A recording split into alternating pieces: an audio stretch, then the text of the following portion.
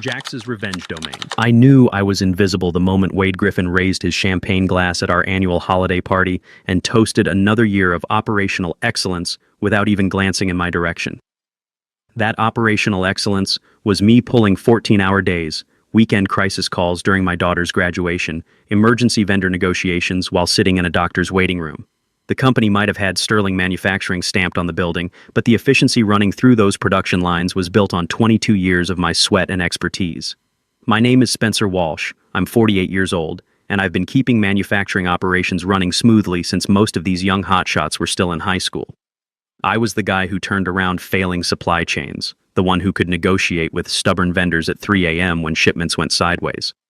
Nobody noticed when I prevented disasters. But when things went wrong, guess whose desk the blame landed on while everyone else pointed fingers from a safe distance? Wade thrived on that imbalance. He was 38 years old with an MBA from some prestigious school and connections that got him promoted faster than his competence deserved.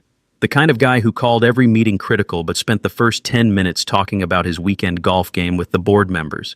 He didn't need to yell or throw tantrums. He just leaned back in his leather chair, raised an eyebrow, and asked pointed questions like, "So why didn't you anticipate this supply shortage?" in front of a dozen people.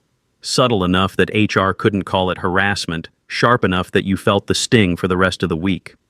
One time during my annual review, he joked that if I ever left, the whole operation would stumble for maybe a week before they brought in some fresh talent to modernize things. Everyone laughed because what else do you do when the guy who controls your paycheck is taking shots at your experience? I smiled too, but I filed that little comment away with all the others he'd made over the past 2 years since his promotion. Wade had a habit of sitting in on operational planning meetings just long enough to misunderstand what we were discussing, then leaving halfway through to take calls from his golf buddies. But when a project succeeded, there he was in the company newsletter, standing next to charts full of my data and process improvements. He'd pat my shoulder afterward and say, "Great teamwork, Spencer. This is why experience matters." Like he was doing me a favor by acknowledging my existence. The real problem was how he managed people like chess pieces on his personal board. He didn't care if you liked him. He just wanted you to remember who controlled the game. I watched him quietly freeze out a 20-year veteran in procurement by rerouting all her supplier relationships to younger staff until she took early retirement. Then he acted surprised when she left, as if she'd just abandoned the company, for no reason. For me, it was a slow burn. I never raised my voice or stormed out of meetings. I just did my job so well that he had no choice but to keep me around, until the day I realized I had something in my back pocket that could flip his whole power structure upside down. But that would come later. For now, my life was a cycle of crisis management, quiet fixes, and watching him take credit for innovations he couldn't explain if you spotted him the opening sentence. I stopped attending company happy hours. Too many casual comments had a way of getting back to Wade, twisted into ammunition for his next performance review conversation. I sat at the far end of conference tables, notepad open, eyes focused on the work.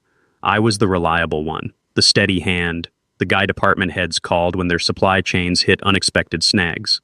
And every time I solved a problem that could have cost Sterling Manufacturing millions in downtime, I'd look over at Wade and see that satisfied smirk. The smirk that said he'd found another way to turn my competence into his success story. I didn't mind, or at least that's what I told myself. Because while he was busy playing corporate politics and networking with executives, I was quietly developing something that had nothing to do with his approval, his smirk, or his little power games. The truth was, he didn't even know what game I was actually playing, and by the time he figured it out, he'd already moved his king into checkmate position without realizing it. It happened on a Tuesday. Because of course it did. Tuesdays are when bad news feels both inevitable and poorly timed.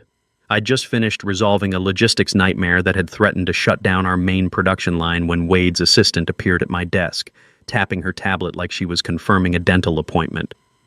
"Wade wants to see you in his office. HR will be there." That combination, Wade plus HR, wasn't a meeting, it was an execution. His corner office overlooked the entire production floor through floor-to-ceiling windows. Walking toward it felt like crossing a stage while the whole factory pretended not to watch. I kept my pace steady, my expression neutral. I'd been through enough corporate restructuring to know how this worked. Wade was leaning back in his chair when I walked in, one ankle resting casually on his knee like he was about to discuss weekend plans. Beside him sat a woman from HR with a folder on her lap, wearing the kind of professional smile people use when they've already decided your fate. "Let's cut to the chase," Wade said, his voice smooth like he was closing a routine business deal. "We're restructuring the operations department. Unfortunately, that means we're going to have to let you go." He paused, letting the words settle like dust after an explosion. The HR woman slid the termination packet across his desk as if she were serving an expensive meal. "Effective immediately," she added like it was a detail that might have slipped my mind. Then came Wade's flourish. His lips curved into that familiar smirk and he said, "You can clean out your desk when security clears you. We've got some younger talent coming in who understand modern operational strategies." The way he said it, like my 22 years of experience was suddenly obsolete inventory, was pure Wade. I didn't give him the satisfaction of a reaction. I nodded once, tucked the folder under my arm, and stood up. "All right," I said, my voice even. "I'll get out of your way." Walking back to my desk was like walking through a museum of my own career. Eyes flicked up from computer screens, conversations quieted to whispers. Co-workers who'd relied on my expertise for years suddenly found their keyboards fascinating. In offices like ours, showing sympathy to someone on their way out was like painting a target on your own back. I unlocked my laptop, slid it into its case, and placed my security badge on top of my desk. Calendar. The sound of the zipper closing seemed louder than it should have, like the final click of a lock engaging. Inside, though, I wasn't hollow or panicked, like Wade probably expected. I wasn't mentally rehearsing unemployment conversations or wondering how I'd explain this to my wife. I was thinking about the file folder in my home office, thick with patent documentation, attorney notes, and the certificate with my name printed in official black ink. The one thing that could pull the foundation out from under Sterling Manufacturing faster than Wade could come up with another condescending remark about fresh talent. As I walked through the lobby with my bag over my shoulder, I caught my reflection in the glass doors. I looked calm, maybe too calm. Wade thought this was the final scene, that my story ended in his office with an insult disguised as corporate strategy. But the truth was, this wasn't an ending. It was just the opening move in a game he didn't even know we were playing. 18 months before Wade's little fresh talent speech, I was sitting in my home office at midnight, cold coffee going stale on the desk when I finally cracked the last piece of a problem that had been bothering me for over a year. It wasn't even part of my official job duties. This was one of those ideas that follows you home, interrupts your weekend projects, keeps you awake after everyone else has gone to bed. I'd been analyzing Sterling Manufacturing's supply chain operations, watching the inefficiencies that everyone accepted as just how things work. Redundant processes, unnecessary delays, vendor relationships that cost us money simply because nobody had bothered to optimize them in decades. What I'd been sketching out in my notebook was a completely different approach. Streamlined vendor coordination, predictive inventory management, cross-dock optimization that could cut our logistics costs by 30% without sacrificing delivery reliability. The beauty was in its simplicity. I could explain it to a junior manager in 5 minutes, but it would take competitors years to reverse engineer from scratch. When I finally got the framework working in my test models, I sat back and stared at the results. It was clean, efficient, elegant, like finding a hidden room in a house you'd lived in for decades. I knew exactly what I had. More importantly, I knew it didn't belong to the company. I'd developed every component on my own time, using my own resources, building on knowledge I'd gained through 2 decades of industry experience. It wasn't theirs, it was mine. A week later, I filed a provisional patent application. I didn't tell Wade. I didn't tell anyone. I figured it was better to have legal protection than leave my ideas floating around unprotected. A provisional patent is like planting a flag. You've got 12 months to decide if you want to go all in with a full application. Most people never bother unless they're planning to commercialize something. I wasn't at the time. I just wanted to protect what I'd created. Then Sterling Manufacturing discovered it. I'd mentioned the concept during a casual conversation with another operations manager, thinking it might help with his department's efficiency problems. 3 months later, I started seeing pieces of my methodology showing up in our standard operating procedures. They hadn't stolen my exact framework, just the principles, the optimization strategies, the vendor management techniques I'd developed. It wasn't theft, not technically, but it was close enough that my stomach knotted the first time I saw my ideas implemented without credit. When I brought it up with legal, they waved it off. Since you haven't filed for independent commercialization, it's not really a concern, one of the lawyers said without looking up from his computer screen. Translation: if it's not making you money somewhere else, it's not worth our time. I walked out of that meeting knowing two things. First, they didn't understand the value of what they were using. Second, they had no idea how much of their improved efficiency was built on my foundation. Over the next year, they wove my methodology into everything: vendor negotiations, inventory planning, even new client proposals that Wade was presenting at industry conferences. It all ran on the framework I'd designed in my home office. They treated it like it was just another component in their operational machine, never stopping to think that maybe the foundation they were standing on didn't actually belong to them. That's when I started keeping detailed records. Every implementation, every process improvement, every client presentation that used my optimization strategies. I wasn't planning revenge yet. It was more like insurance, because someday I might need evidence that I wasn't as replaceable as Wade liked to pretend. What they didn't realize, and what gave me a quiet, almost guilty satisfaction, was that the provisional patent was still active, time-stamped, and legally unassailable. All it needed was the right moment to be converted into a full patent. And when that moment came, I wouldn't just be holding a card they didn't know existed. I'd be holding the card that could take their entire operational advantage off the table. About a month before the Tuesday massacre in Wade's office, I was sitting in a conference room at the back of a law firm downtown, the kind with wood paneling older than my daughter and filing cabinets that looked like they'd survived multiple decades of corporate warfare. Across from me sat Rachel Martinez, an intellectual property attorney I'd worked with years earlier on a licensing issue for my previous employer. Rachel was the kind of lawyer who could read patent language like a cardiologist reads EKGs, and she understood two things better than most attorneys: how to protect an idea and how to bury a legal landmine where nobody expects it. I slid the thick folder across the table. "It's time," I said. She didn't need explanation. The provisional patent I'd filed 15 months earlier was approaching its expiration date, and I wasn't about to let it lapse. We were converting it into a full utility patent: ironclad, comprehensive, untouchable. Rachel flipped through the documentation, her expression focused in the way lawyers get when they're checking every legal angle. "You developed this entirely outside work hours?" she asked without looking up. "Every single component," I said. "My own computer, my own time. The original research files are time-stamped. I've got complete documentation." "Good," she said, and kept reading. We spent the next 3 hours sharpening the language to its most precise edge. Every clause that might give Sterling Manufacturing an opening to claim it was work for hire got replaced with language that made it crystal clear this was independent intellectual property, developed without company resources, fully mine under U.S. patent law. We even included a provision clarifying that any unauthorized use of the methodology by other entities without explicit licensing would constitute patent infringement. The wording wasn't just defensive, it was offensive. If they ever tried to contest it, they'd be walking into a legal meat grinder. By the time Rachel slid the final documents back to me for signature, I could feel something cold and deliberate settling in my chest. "Once this is filed," she said, "there's no walking it back. You'll own it outright. No company claim, no shared rights." She let the sentence hang. The implication was obvious. "If they're already using it," I said, signing my name in ink that seemed to bleed slightly into the paper fibers, "then they're already in violation." We filed that afternoon. No drama, no announcement, just a quiet submission to the U.S. Patent and Trademark Office and an electronic confirmation in my inbox. From that moment on, every time Wade strutted through the facility bragging about operational improvements, I heard the quiet sound of a legal trap clicking into place.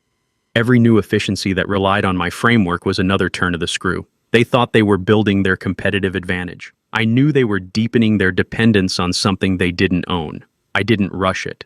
That's the thing about leverage. You don't waste it on small victories. You wait until the stakes are high enough that when you finally act, the entire structure shakes. That Tuesday termination meeting was my moment. The night Wade fired me, my house was quiet except for the low hum of the refrigerator and the occasional car passing on the wet street outside. My laptop sat open on the kitchen table. The termination packet Wade had given me pushed off to one side like junk mail. I wasn't pacing or rehearsing angry speeches. I'd already processed the meeting and filed it away as completed business. What mattered now was the next move. I scrolled through my contacts until I found the name I was looking for. Gloria Stevens, VP of Operations at our biggest competitor. Someone I'd met years earlier at an industry conference in Chicago. We'd stayed in casual professional contact, usually exchanging observations about supply chain trends or sharing war stories about vendor management disasters. But Gloria was sharp.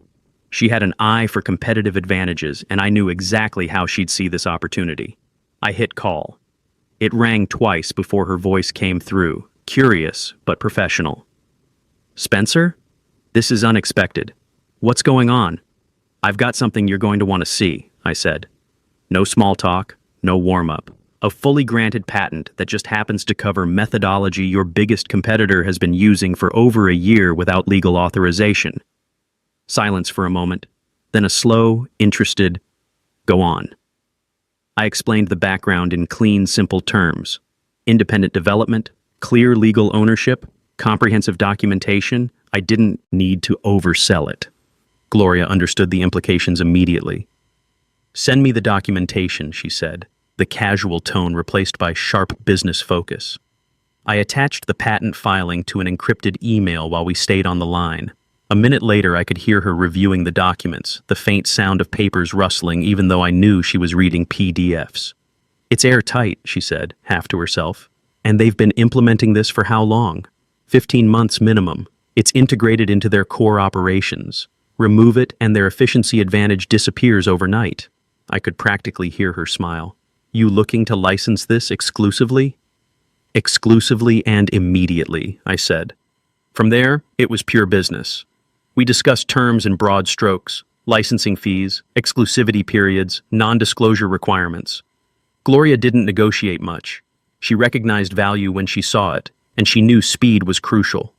Every hour between now and deal closure was another hour Sterling Manufacturing might accidentally discover what was coming. By the time we hung up, it was past midnight. The email chain with Gloria's legal team was already active, timestamps accumulating like poker chips in a winning hand. They were moving fast, faster than I'd hoped. I closed my laptop and leaned back in the chair, staring at the ceiling. I didn't feel vindicated or triumphant.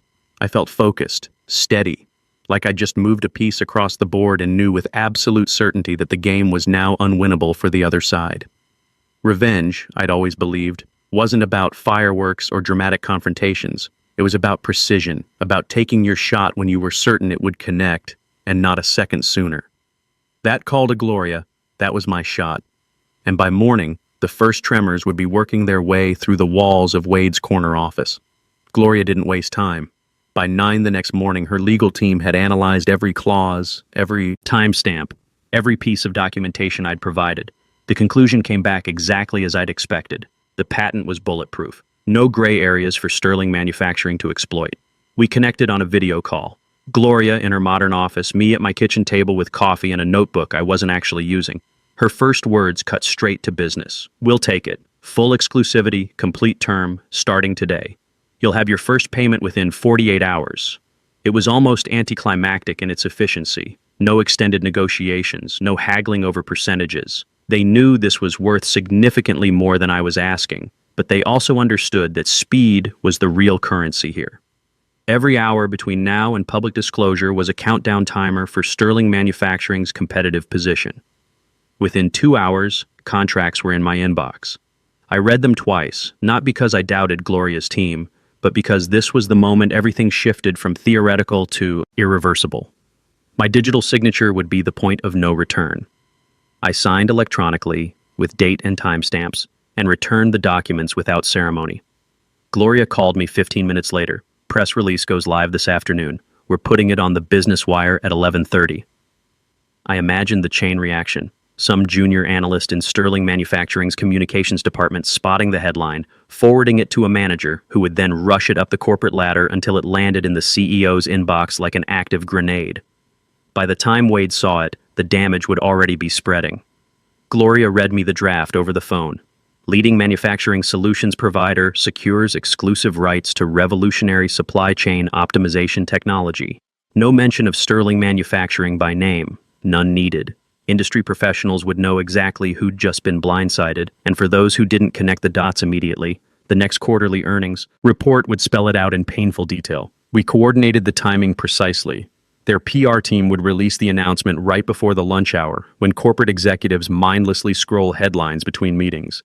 Just enough time for the news to circulate before markets closed, ensuring a visible impact on Sterling Manufacturing's stock price before day's end.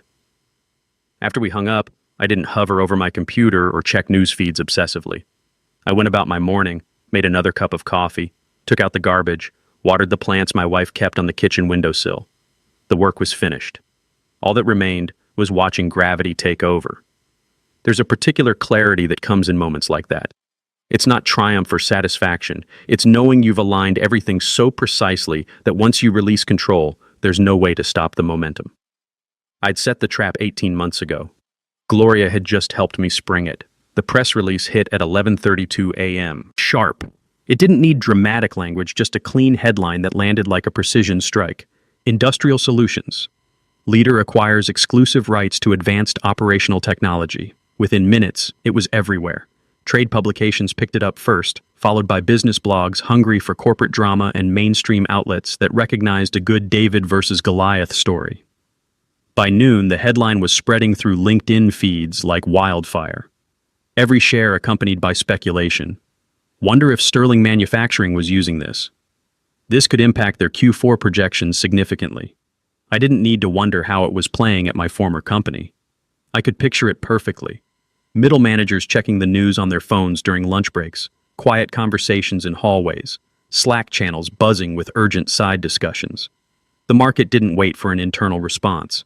By 1 p.m., Sterling Manufacturing stock had dropped 8% and was still sliding. Not a catastrophic crash, but in corporate terms, it was a bright red emergency flare in the middle of a trading day. Someone in investor relations was already drafting statements full of phrases like business continuity assessment and minimal operational disruption. I sat in my kitchen with fresh coffee, reading the press release for the fourth time. My name wasn't in the headline. It didn't need to be, but it was right there in the body text, exactly where I wanted it. Patent holder Spencer Walsh's exclusive licensing agreement ensures proprietary implementation of the breakthrough methodology.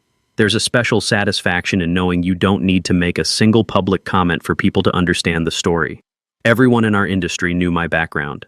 Everyone at Sterling Manufacturing definitely knew who I was.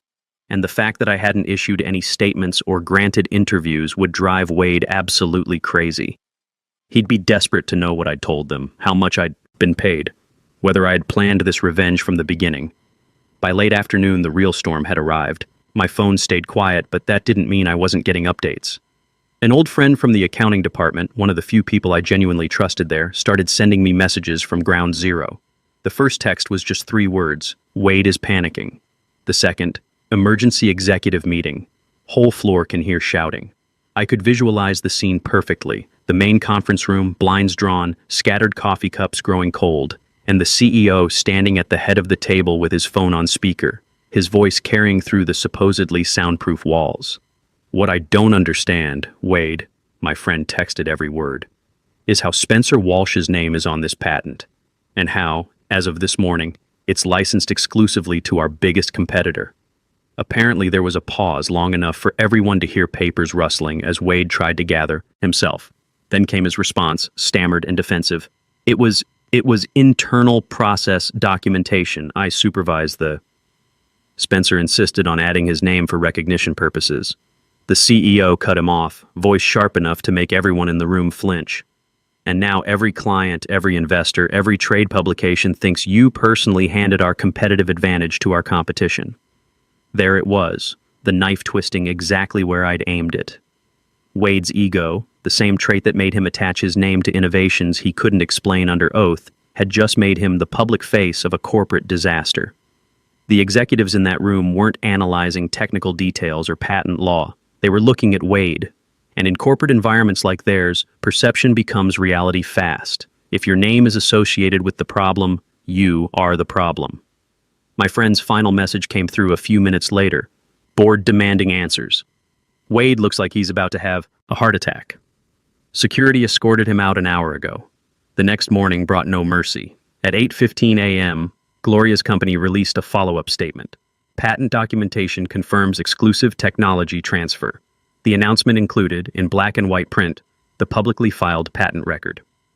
Right there under inventors was my name, followed by Wade's signature on internal documents acknowledging the methodology's value. By 10 a.m., Sterling Manufacturing's stock had dropped another 4%. Wade Griffin was officially pursuing other opportunities, according to the Terse Company statement. I spent that morning in my garage organizing tools I'd been meaning to sort for months. Simple, methodical work that kept my hands busy while my mind processed everything that had happened.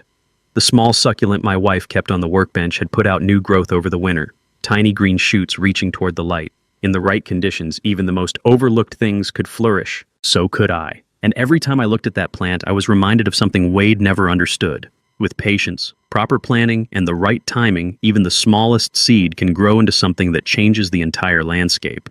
The game was over. Wade had finally figured that out. Sometimes the best revenge isn't getting even, it's getting ahead while they're still figuring out what game you were playing. In corporate America, they'll call you disposable until the day they discover you own something they can't replace.